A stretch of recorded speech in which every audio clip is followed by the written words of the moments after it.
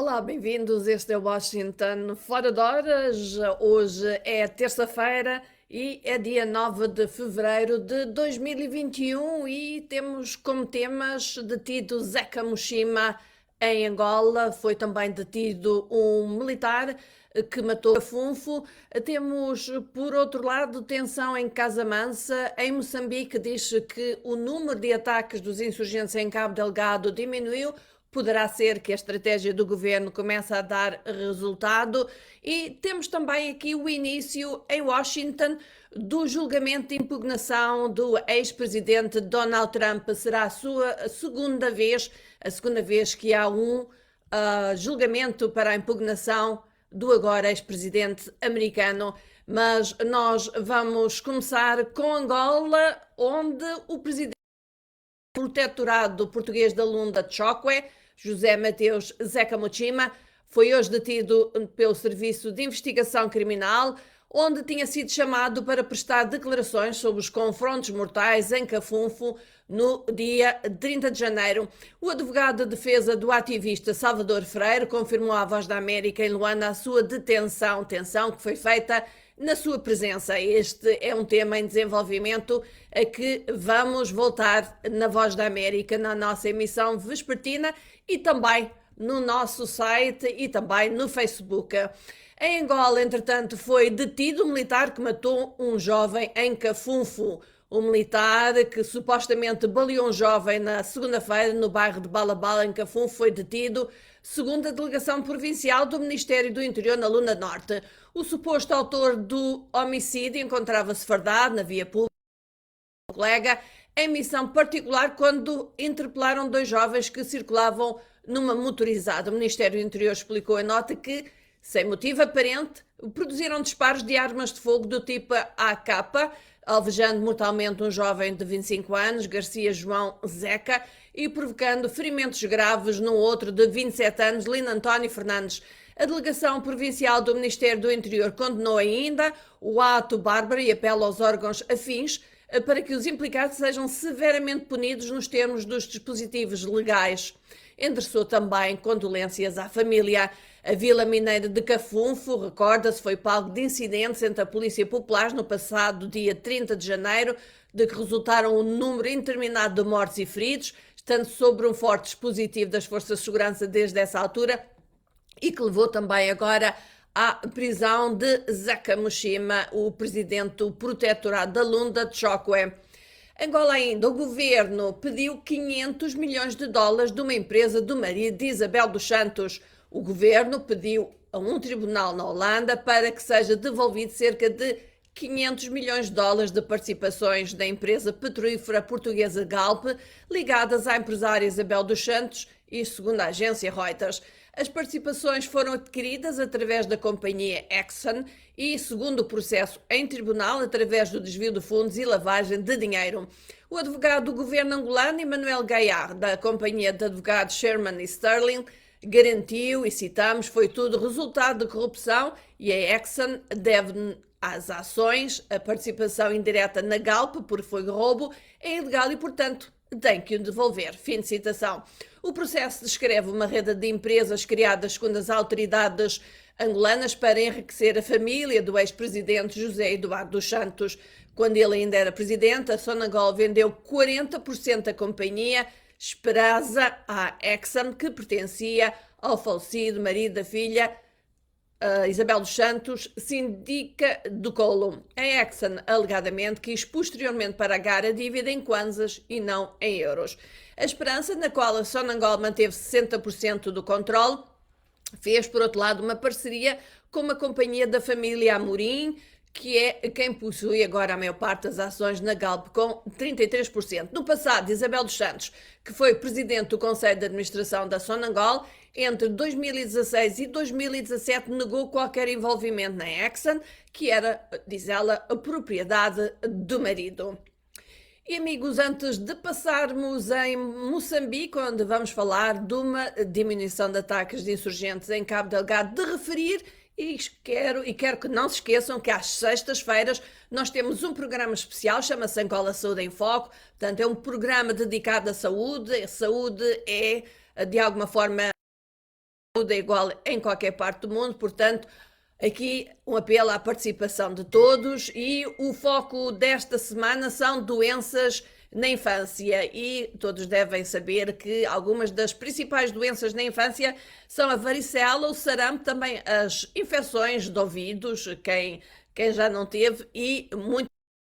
Portanto, a nossa convidada para responder a perguntas sobre as doenças na infância, a doutora Margarida Gaspar.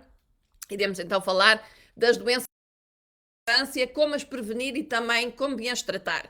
Envie as suas perguntas para a Voz da América através do nosso WhatsApp e o nosso número escreve é +1 908 652 4584. Mas temos também um número em Angola para onde podem enviar as vossas perguntas que nos vão chegar. O número é 932 348 698. E antes de irmos aqui aos ouvintes, aos internautas que estão connosco nesta terça-feira, seja na manhã, na tarde ou na noite, porque depende de onde nos estiverem a ver, vamos aqui a Cabo Delgado, isto porque os ataques islâmicos nesta província moçambicana tornaram-se menos frequentes e violentos nas últimas semanas, uma tendência que os analistas atribuem em parte ao aumento das táticas de contra-insurgência por parte do governo. Desde 2017, jihadistas islâmicos afiliados ao chamado Grupo Estado Islâmico têm causado estragos nesta província rica em gás, mas empobrecida. Os ataques aumentaram no ano passado, desencadeando uma crise humanitária semelhante àquela que o país viveu no final da Guerra Civil de 1977 a 1992. Mais de metade dos 800 assaltos documentados pelo rastreador de conflitos norte-americano, ACLED, desde 2017, ocorreram somente no ano passado, desafiando os esforços então do governo para aumentar a sua área. Pelo menos 2.500 pessoas foram mortas e mais de meio milhão de deslocados em mais de 3 anos, muitos deles moçambicanos pobres, muitos deles foram para as províncias vizinhas, como Nampula. Números recentes, todavia, sugerem provisoriamente que a intensificação dos ataques terrestres e aéreos começam assim a dar resultado. O ACLED registrou apenas cerca de 10 ataques de militantes em janeiro, contra os cerca de 30 que tinha arrestado em dezembro. Os insurgentes estarão também supostamente com poucos mantimentos, de acordo com analistas e fontes militares. As incursões em Cabo Delgado ocorreram perto de um projeto de exploração de gás natural líquido de vários bilhões de dólares ao largo da província da Península, aliás, de Afungi, levando a Total, que é a proprietária deste projeto, a evacuar trabalhadores em dezembro, depois que os confrontos eclodiram perto das suas instalações. Os jihadistas, contudo, continuam a controlar Mocimboa da Praia, um porto que era usado como ponto de abastecimento para a exploração de gás antes capturado pelos jihadistas. Maputo vai ter um escritório de segurança marítima para combater o tráfico de drogas. Este também é um problema em Moçambique. O escritório será responsável pela segurança marítima e é uma iniciativa conjunta de Moçambique, África do Sul e Tanzânia. Tem o apoio técnico das Nações Unidas, isto segundo o portal Club of Mozambique. O escritório vai reforçar o patrulhamento e a segurança marítima, incluindo o canal de Moçambique, tido como uma das rotas de tráfico de drogas do Afeganistão para o hemisfério norte. O novo escritório resulta assim, como dissemos, da cooperação entre os 3 países da África Austral na área da segurança marítima. Tem também ainda o apoio financeiro dos Estados Unidos, França, Alemanha e União Europeia. O escritório em Maputo irá lidar com questões estratégicas, recolha de informação e marinhas dos 3 países que terão trabalhar nos quadros da UNADOC. E antes de passarmos a outra notícia, que envolve aqui também Moçambique e não só, relativamente à Amnistia Internacional e ao abuso a que raparigas e mulheres moçambicanas maior número de abusos devido ou durante o Covid-19. Vamos aqui então falar com os nossos amigos, vamos dar as boas-vindas. Ora, temos a Gina Silva, que nos dá os bons dias para a Gina que está aqui não muito longe de mim, aqui na zona de Fairfax. Temos o Arnaldo Blancher, a partir de Luanda, em Viana. Temos também Mamada Iqbal Daoud, o nosso amigo em Quelimane, Moçambique. Temos o Pedro Gonga, está ligado desde Luanda. Temos também connosco o Domingos Fedias Julai, boa tarde, ele está em direto a partir de Maputo, Moçambique, e temos também aqui a Rebeca António e a Milcar Panda que está a ouvir-nos desde Portugal, diz ele. Esperamos que este programa esteja a chegar em boas condições, porque de vez em quando o acesso à internet fica assim meio, não fica muito bom, isso que eu queria dizer, porque há muitas pessoas em casa a usarem a internet e às vezes a rede deixa-nos por vezes com alguns problemas de imagens, portanto esperamos que esteja a chegar bem. Vamos então, como já disse aqui, ainda a Moçambique, porque a Amnistia Internacional diz que raparigas e mulheres moçambicanas enfrentam mais abuso em tempos de Covid-19. Organizações moçambicanas da sociedade civil dizem ter recebido um número invulgarmente elevado de casos de violência doméstica depois das autoridades moçambicanas terem decretado o estado de emergência para conter o Covid-19 em 2020. E isto também, segundo a Amnistia Internacional, que coletou estes dados todos e pôs num estudo com o título Tratadas como Mobiliário. Os dados fazem parte do estudo da Amnistia sobre o impacto do confinamento imposto pela pandemia na África Austral e no qual revela que as raparigas e as mulheres viveram a crueldade e a violência de familiares abusivos sem que tivessem a possibilidade de denunciar ou escapar ao perigo. A Amnistia diz no estudo que as medidas tomadas em resposta à Covid-19 em alguns países da África Austral não levaram em linha de conta a prevenção da violência contra as raparigas e mulheres. A Amnistia diz que, além de Moçambique, a África do Sul e Zimbábue não tiveram em conta os serviços de apoio a jovens e mulheres sujeitas à violência e abuso na concepção das medidas de controle de Covid-19. No geral, aliás, a Amnistia Internacional diz que na região da África Austral, estereotipos de género enraizados em normas sociais e culturais têm alimentado o aumento da violência e em países como Moçambique, África do Sul, Madagascar, Zâmbia e Zimbábue ainda é comum existir a ideia de que as mulheres se devem submeter aos homens ou que quando estes lhe batam é um sinal de amor. Portanto, todas estas são preconceitos e ideias que existem. Na Guiné-Bissau registra-se tensão em Casamansa desde já há alguns dias e os moradores das tabancas na fronteira entre a Guiné-Bissau e o Senegal confirmam a troca de tiros e o uso de armas pesadas no conflito que opõe os militares senegaleses e o movimento das Forças Democráticas de Casamansa, isto desde o passado dia 2 de fevereiro, como a Voz da América noticiou na altura, sobre o conflito entre uma facção das forças do movimento Casamansa e o exército senegalês. Em comunicado, o movimento reafirma que as Forças Armadas senegalesas nunca vão conseguir destruir os laços sangue que une os dois povos, o de Casamance e o da Guiné-Bissau, reafirmando ainda que o Senegal não faz fronteira com a Guiné-Bissau a sul, mas sim com Casamance. O movimento diz que se regozija por o Senegal ter declarado oficialmente a guerra, assegurando que as forças armadas senegalesas jamais poderão nem conseguirão destronar o povo de Casamance e Atica por estarem fortemente enraizados no solo ancestrais desde os tempos remotos. Já iremos falar daqui do início, daqui por poucas horas, do segundo julgamento de impugnação do ex-presidente Donald Trump. Antes, Cabo Verde, o governo e a Câmara Municipal com acusações. O ministro da Cultura e das Indústrias Criativas, Abrão Vicente, criticou a decisão da Câmara Municipal da Praia, a capital do país, que é gerida pelo PAICV, na oposição a nível nacional, de realizar um espetáculo para marcar o Carnaval, que se comemora hoje, apesar da decisão do governo suspender a festa do Rei Momo em todo o país. Em resposta, a vereadora da Cultura da Câmara Municipal da Praia, Xissana Magalhães, acusou o governo de provocar aglomerações na distribuição de dinheiro quando se está em pré-campanha para as eleições legislativas de 18 de abril. O secretário de Estado adjunto do Ministro de Estado, Carlos Monteiro, reagiu então, dizendo que as afirmações da vereadora foram irresponsáveis e disse que não houve qualquer distribuição de dinheiro, mas sim o governo, através de uma instituição da sociedade civil de cariz ligada à Igreja Católica, estava a proceder ao cadastro social único de famílias carenciadas. Ele também disse que quando são promovidos eventos realizados por qualquer instituição pública ou da sociedade civil, o governo garante que são cumpridas as regras sanitárias. E ao julgamento de impugnação do ex-presidente Donald Trump, vamos também, entretanto, dar os bem-vindos a quem se juntou a nós. Entretanto, temos o Sebastião Domingos Simão, ele está ligado a partir de Lisboa.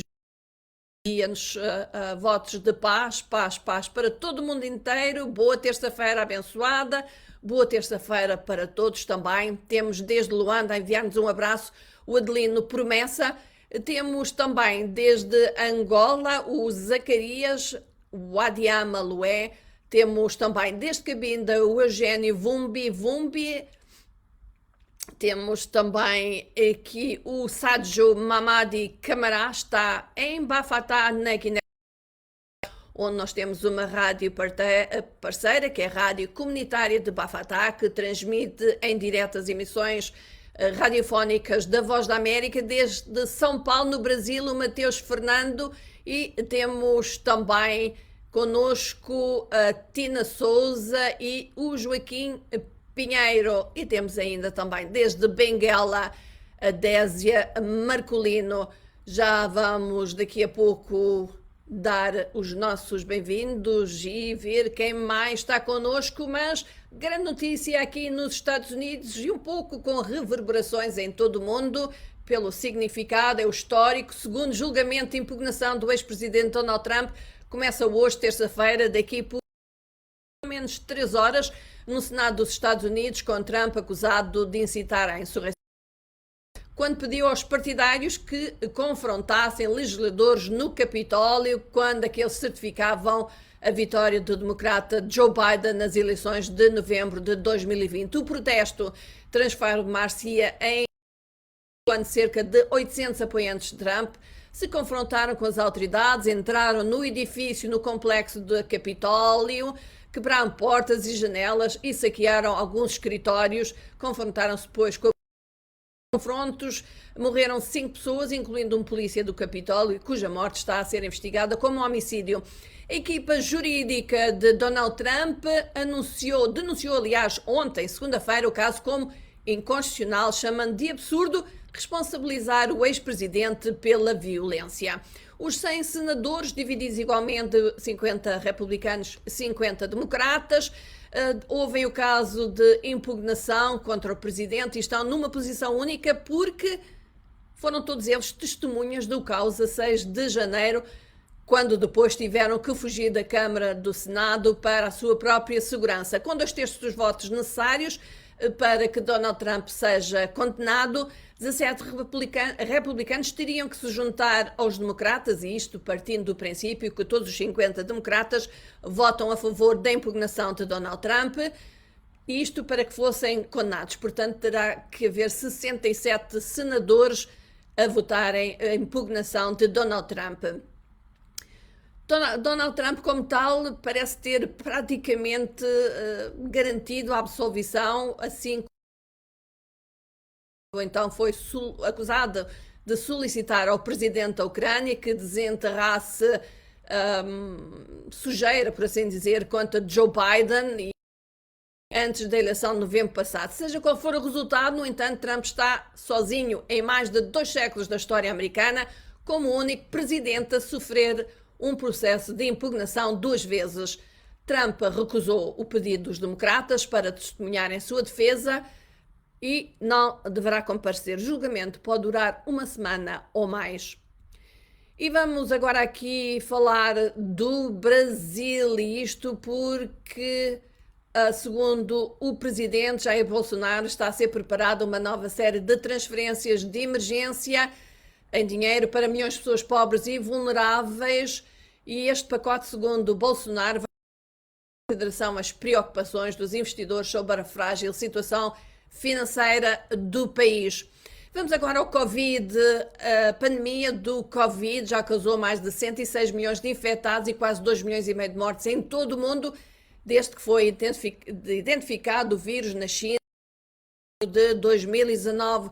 Os Estados Unidos continuam a ser o país mais afetado a nível global. Depois dos Estados Unidos aparece o Brasil, a seguir o México, a Índia e o Reino Unido. Quanto à África, e segundo o número total de infectados nos 55 Estados-membros da organização é de 3.678.000. A África Austral continua a ser a região mais afetada, com a África do Sul, o país mais atingido pela Covid-19 no continente, tem quase 1,5 milhão de casos e 40 mortes.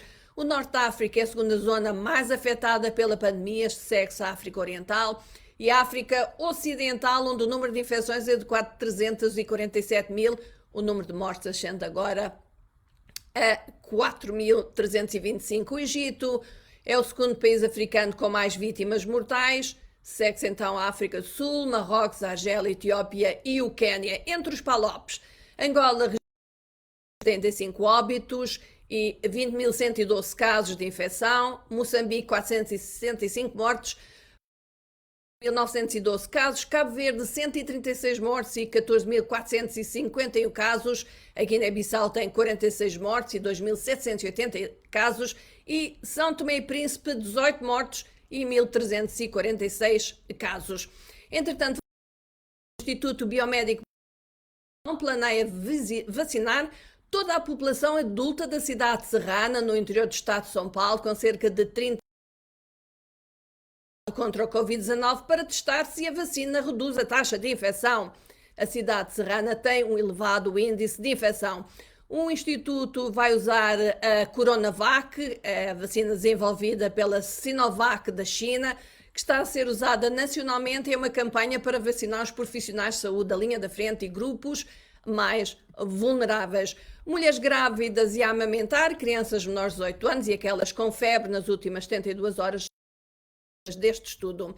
Ainda no Brasil, o Movimento Unidos pela Vacina é um grupo de empresários brasileiro que é liderado por uma das mulheres mais ricas do Brasil, Luísa Helena Trajano, anunciou a distribuição de vacinas contra a Covid-19 em todo o país até setembro.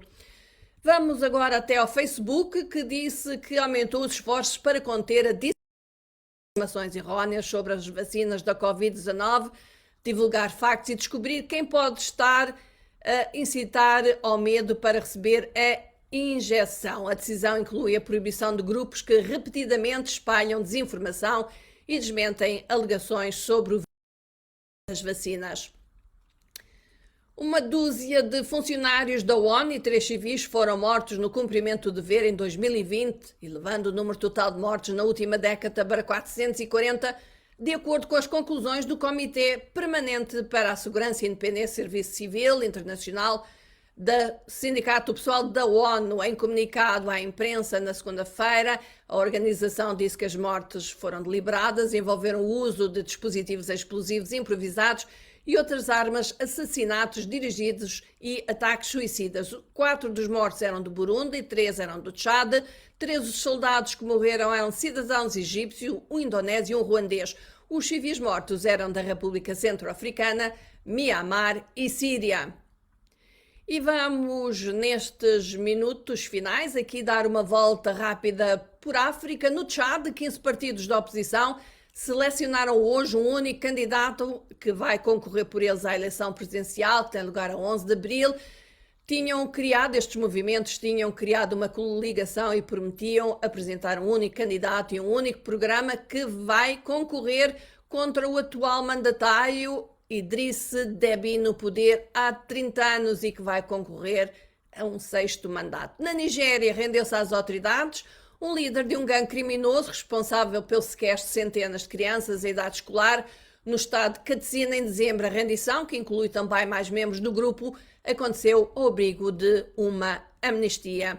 Ainda na Nigéria, a polícia disse ter libertado hoje 3 trabalhadores chineses sequestrados na semana passada de uma mina de ouro no sudoeste do país. Os chineses foram sequestrados e a sua escolta policial morta a 1 de fevereiro após uma disputa com trabalhadores locais na zona da mina, na área de Akatsuma. A Coreia do Norte e o Irão retomaram a cooperação no desenvolvimento de mísseis de longo alcance em 2020, de acordo com o relatório da ONU, que também confirmou que Pyongyang continua a violar várias resoluções nucleares. E vamos sim agora então aqui aligeirar, antes disso, de recordar que o nosso Angola Saúde em Foco, que substituiu o Angola Fala Só, queria dizer. Portanto, o Angola Saúde em Foco desta semana, vamos falar sobre doenças de infância. Se tiver perguntas, comentários sobre doenças da infância, não se esqueça, envie-nos via WhatsApp para mais um 908-652-4584, que a doutora Margarida Gaspar irá responder. Se quiser, pode também enviar essas perguntas para o número de telefone em Angola, é o 932 348 698. E antes de irmos aqui às nossas redes sociais, como o Twitter, vamos então aqui reconhecer a presença desde Sofala, do Chico Zefanias. Temos também o Silvano Candindo Oliveira, que nos dá boa tarde. Ele está em Menong, em Angola. Temos também o Ian Zacarias Benjamin a acompanhar o programa a partir da cidade da Beira. Ioane, como está a cidade da Beira na sequência da passagem de mais uma tempestade tropical ou um ciclone, quando a cidade se tenta reerguer ainda de todos os danos causados pelos anteriores ciclones, o Idai e o Kenneth? Portanto, diga-nos, atualize-nos. Temos também connosco o Sam Galissa. Ele está na Alemanha e diz que tem muita neve. Ora, hoje não temos neve. Quando eu aqui estive, estava de facto a nevar, como eu tentei mostrar a todos. Vai nevar de novo esta semana, durante 2 dias, vai parar e depois vai voltar a nevar durante 2 dias. Vamos ter aqui muita neve para limpar. Temos desde a Lunda Sul o Cláudio Samuel, temos também desde o Lubito, Angola, o Jonas Palanga, temos desde Vinduque, na Namíbia, o Nelito Shine, e temos também connosco Morada de James, que nos diz só boa tarde, a partir do Lubito ainda o J Cozinheiro, e temos ainda a partir de Maputo o Ângelo Chirinda, o Julião Z, está em Mayomba, portanto está em Cabinda. Temos o Everton Lavertiano. Angola não está bem. Creio que muitos irão concordar com esta afirmação deste. Temos desde Lisboa o Fernando Pedro Nunes, que diz que segue com atenção as notícias tristes de Moçambique e o genocídio que continua em Angola. Temos o Bento Adriana, diz Voz da América, boa tarde Voz da América, fala a santa recuperação de milhões em Angola, mais contrapartida, os benefícios. Enfim, estamos aqui a falar da questão que ainda envolve a família dos Santos. E gostaria de reconhecer outros que aqui estão rapidamente: o Luís Lourenço Mendes Calafer, temos o Moraes Sando Mengalomano e a Hilton Stelvan.